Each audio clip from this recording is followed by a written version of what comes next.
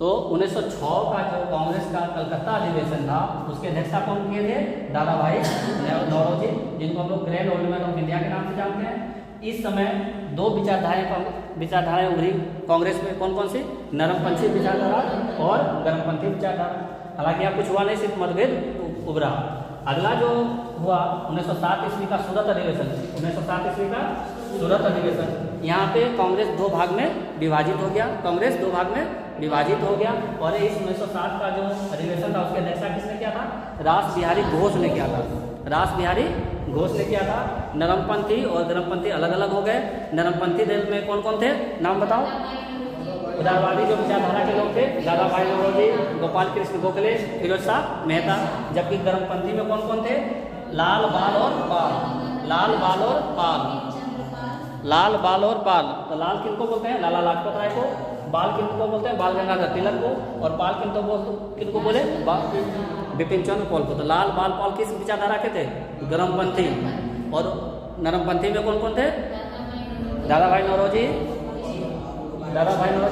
गोपाल कृष्ण गोखले, फिरोज शाह मेहता। 1907 अधिवेशन याद हुआ। 1907 के बाद हम लोग कौन सा अधिवेशन बात करेंगे? 1916 वाला। 1916 का जो अधिवेशन हुआ वो कहाँ हुआ? लखनऊ में। 1916 का अधिवेशन कहाँ हुआ? लखनऊ में। जिसकी अध्यक्षता किसने किया? अंबिका चरण मजूमदार ने किया। और इस समय एनी बेसेंट और बाल गंगाधर तिलक के प्रयासों से ये जो नरम दल और गरम दल अलग अलग हो गया था वो फिर से मिल गया, यानी कांग्रेस पुनः एकीकृत हो गए। कांग्रेस क्या हो गया? पुनः एकीकृत हो गया। किसके प्रयासों से? एनी बेसेंट और बाल गंगाधर तिलक के प्रयासों से। और इसी में कांग्रेस और मुस्लिम लीग के बीच में एक समझौता भी हुआ था। कांग्रेस और मुस्लिम लीग के बीच एक समझौता भी हुआ था। कहाँ? लखनऊ में।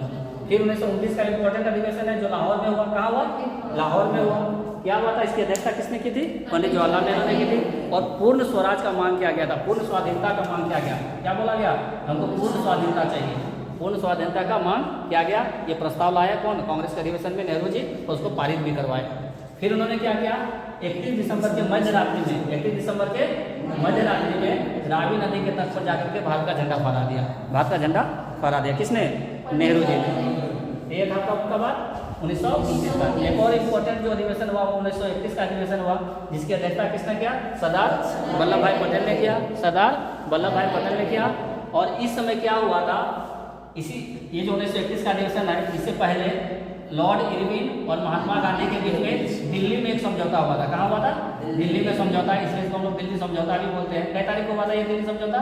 5 मार्च